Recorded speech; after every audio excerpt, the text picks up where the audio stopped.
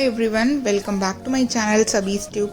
இன்னைக்கு நம்ம சேனல்ல என்ன வீடியோ பார்க்க போறோம் அப்படினாக்கா கண்டிப்பா ஒரு யூஸ்ஃபுல்லான vlog-ஆ தான் இருக்க போகுது. சோ வாங்க வீடியோக்குள்ள போகலாம். இந்த வீடியோ வந்துட்டு மார்னிங் 9 o'clockலேருந்து ஸ்டார்ட் ஆகுது. இப்போ வந்துட்டு நான் ஃபுல்லாக வந்து வீடு வந்து க்ளீன் பண்ண போகிறேன். இங்கே வந்து ஃபைசின் வந்து பார்த்தோன்னாக்கா எல்லா டாய்ஸையும் வந்து ஒவ்வொரு இடத்துல அங்கங்கே போட்டு வச்சுருக்கிறாரு. கபர்டில் கீழே, அதுக்கப்புறம் சைக்கிளில், அப்புறம் அவரோட ப்ளே டென்ட் ஹவுஸில் எல்லாத்துலேயும் வந்து போட்டு வச்சுருக்காரு. ரூமில் கூட போட்டு வச்சுருக்காரு. ஸோ இப்போ எல்லாத்தையுமே நம்ம எடுத்து வந்து ஃபுல்லாக க்ளீன் பண்ணி அரேஞ்ச் பண்ணிவிட்டு அப்புறம் வீட்டை ஃபுல்லாக ஸ்வீப் பண்ணிவிட்டு அப்புறம் மாப் பண்ணணும். நான் மாப்பிங் வந்து 3 days once வந்து கண்டிப்பாக பண்ணிவிடுவேன். பிகாஸ் ஃபைசின் இருக்கிறதுனால தூசு மண் இருக்கக்கூடாது இல்லையா, அதனால். ஸோ அந்த வேலைலாம் முடிச்சுட்டு ஒரு 10 o'clock போல் வந்து நான் குக்கிங் ஸ்டார்ட் பண்ணிடலான்னு சொல்லிட்டு ஆரம்பிச்சிட்டேன். ஏன் வந்து இவ்வளோ சீக்கிரமாக குக்கிங் பண்ணுறேன் அப்படின்னாக்கா எங்களுக்கு வந்து 12 o'clock வந்து வேக்சினேஷனுக்கு அப்பாயின்மெண்ட் இருக்குது. அதனால் நாங்கள் வந்துட்டு போகணும். அதனால் லன்ச் வந்து முன்னாடி முடிச்சு வச்சுக்கலாம். ஏன்னா வரத்துக்கு வந்து 1:30 2 o'clock ஆகிடும். அதனால் வந்து நான் வந்து சமைக்க ஆரம்பிச்சிட்டேன். ரொம்ப பெரிய ரெசிபிலாம் இன்றைக்கி எதுவும் பண்ணலை. ஜஸ்ட் ரசம் தான் பண்ண போகிறேன்.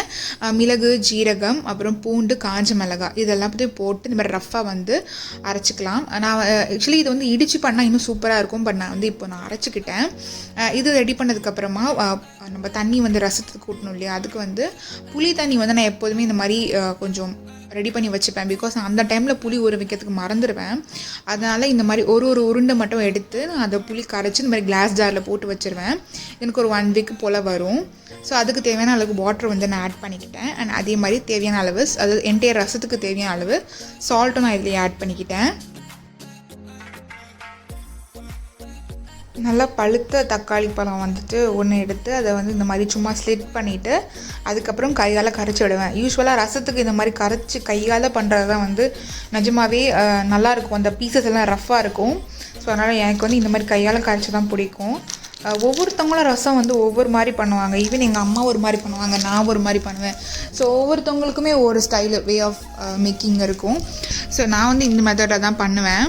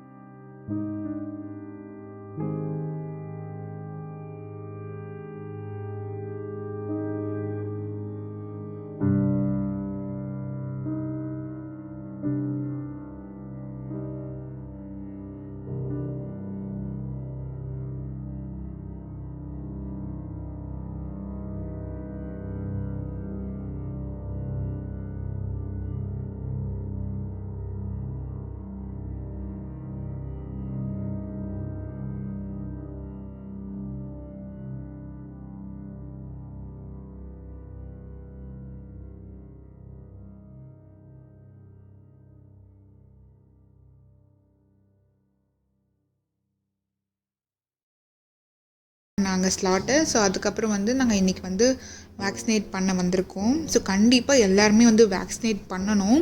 எப்படின்னு வந்து நம்ம ஒரு சிக்கன் பாக்ஸ்க்கு வந்து நம்ம தடுப்பூசி போடுறோமோ அதே மாதிரி தான் இந்த ஊசி போட்டால் நமக்கு கொரோனா வராதுன்னு கிடையாது. வந்தால் நம்ம வந்து உயிர் இழப்பு இல்லாமல் நம்ம தப்பிக்கலாம். ஸோ அதுக்காக வந்து இந்த வேக்சினேஷன் வந்து கண்டிப்பாக நம்ம வந்து போட்டே ஆகணும். நிறைய ரியூமர்ஸ் வருது இந்த வேக்சினேஷன் பற்றி. இதை வந்து போட்டால் இப்படி ஆகிடும், இதை போட்டால் இப்படி இறந்துருவாங்க, நிறைய வருது. ஸோ அதெல்லாம் எதுவுமே நம்பாதீங்க. நிறைய பேர் இப்போ வந்து வேக்சினேட் பண்ணியிருக்காங்க. ஆல்மோஸ்ட் 20 to 25% வந்து பண்ணிட்டாங்க. ஸோ நம்மளும் வந்து முன் வந்து வேக்சினேட் பண்ணிக்கணும். அண்ட் ஆல்சோ எங்கள் ஃபேமிலியில் வந்து ஆல்மோஸ்ட் எல்லாருமே, என்னோடய பேரண்ட்ஸ், என்னோடய பிரதர், என்னோடய மாமா எல்லாருமே நான் ஆல்மோஸ்ட் வந்து பண்ணிட்டாங்க வேக்சினேஷன். ஸோ நீங்களும் வந்து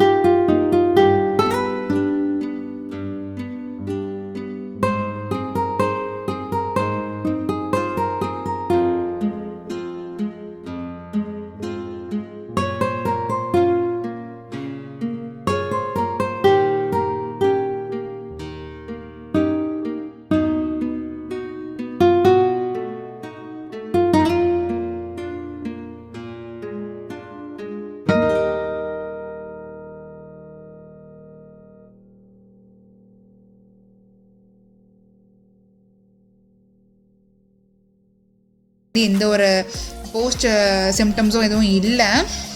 லைட்டாக அந்த ஊசி போட்ட இடத்துல மட்டும் லைட்டாக வலி இருந்தது.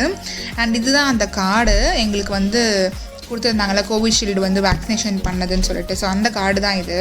அதில் வந்து ஸ்டாம்பிங் பண்ணியிருந்தாங்க டேட்டு போட்டு. ஸோ நாங்கள் செகண்ட் டோஸ் போடும்போதும் நாங்கள் வந்து ஸ்டாம்பிங் பண்ணுறதுக்கே நாங்கள் எடுத்துகிட்டு போனோம். ஸோ இந்த கோவிஷீல்டு வேக்சினேஷன் போட்டதுக்கப்புறமா ஒவ்வொரு பாடிக்கு தகுந்த மாதிரி ரியாக்ட் பண்ணோம். ஸோ எனக்கு எங்கள் ஃபேமிலியில் என் பேரண்ட்ஸ்க்கும் சரி வந்து எந்த எஃபெக்ட்டும் காட்டலை, என் கிராண்ட்மாக்கும் எந்த எஃபெக்ட்டும் காட்டலை. என் பிரதருக்கு கொஞ்சம் எஃபெக்டிவாக இருந்துச்சு. ஸோ எனக்குமே ஹஸ்பண்டுக்கும் கண்டிப்பாக எஃபெக்டிவாக இருந்தது. என் ஹஸ்பண்டுக்கு வந்து போட்ட அன்றைக்கி ஈவினிங்லேருந்து டயர்ட் ஆரம்பிச்சு நைட்லாம் ரொம்ப ஃபீவர் இருந்தது. எனக்கு வந்து நெக்ஸ்ட் டே தான் வந்து ஃபீவர் ஸ்டார்ட் ஆச்சு. 2 பேருக்குமே வந்து வேக்சினேஷன் போட்ட இடத்துல பெயின் இருந்து ரொம்பவே இருந்தது. அவங்க வந்து ரப் பண்ணக்கூடாதுன்னு இருந்தாங்க. ஸோ அந்த ஐஸ் பேக் வைக்க சொல்லியிருந்தாங்க. ஸோ நாங்கள் கொஞ்சம் ஐஸ் பேக் வச்சுக்கிட்டோம். ஸோ அதனால் கொஞ்சம் பெட்டராக இருந்தது. அண்ட் ஒரு நாளைக்கு வந்து 3 தடவை பேராசிட்டமால் எடுத்துக்க சொன்னாங்க. ஸோ நாங்கள் அதுவும் எடுத்துக்கிட்டோம். ஃபீவர் விட்டு வந்தது. பேராசிட்டமால் போட்டால் கொஞ்சம் பெட்டராக இருந்தது பாடி பெயினுக்குமே. ஸோ நாங்கள் வந்து அவங்க சொன்ன கொஞ்சம் இன்ஸ்ட்ரக்ஷன்லாம் ஃபாலோ பண்ணிடணும். நெக்ஸ்ட் டேவும் வந்து உடம்பு ரொம்ப டயர்டாக இருந்தது. ஸோ 3 டேஸ்க்கு வந்து எங்களுக்கு ஒரு 2 to 3 டேஸ் ஆச்சு நல்லா கம்ப்ளீட்டாக க்யூர் ஆகி வர. இப்போது நாங்கள் வந்து நல்லா பர்ஃபெக்டாக வந்து பேக் டு நார்மல். ஸோ இந்த வீடியோ நல்லா யூஸ்ஃபுல் அண்ட் இன்ஃபர்மேட்டிவாக இருக்கும்னு நம்புகிறேன். ஸோ 4 பேருக்கு நல்ல விஷயத்தை எடுத்து சொல்கிறதுனால எதுவும் குறைஞ்சி போயிட போகிறது கிடையாது. கண்டிப்பாக நிறைய பேருக்கு ஷேர் பண்ணுங்கள் வேக்சினேட் பண்ண சொல்லி. ஸோ அவ்வளோதான் இந்த vlog இதோட முடியுது. இன்னும் நிறைய இன்ட்ரெஸ்டிங்கான vlog நம்ம சேனலில் பார்க்கணுன்னா மறக்காமல் சர்வீஸ் டியூப் சேனலை சப்ஸ்கிரைப் பண்ணிக்கோங்க. கூடவே நோட்டிஃபிகேஷன் பெல்லும் கிளிக் பண்ணிக்கோங்க. ஸோ அப்போ தான் நம்ம போடுற வீடியோவோட நோட்டிஃபிகேஷனும் உங்களுக்கு இன்ஸ்டண்ட்டாக அப்டேட் ஆகும். ஸோ வீடியோ லைக் பண்ணுங்கள், ஷேர் பண்ணுங்கள். தேங்க்யூ ஸோ மச் ஃபார் வாட்சிங் அண்ட் கீப் சப்போர்ட்டிங்.